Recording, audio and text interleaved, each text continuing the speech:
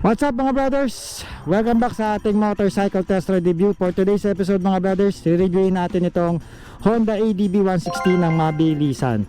Dito muna tayo sa loob ng aming barangay para subukan yung kanyang arangkada and also yung kanyang preno katulad nito.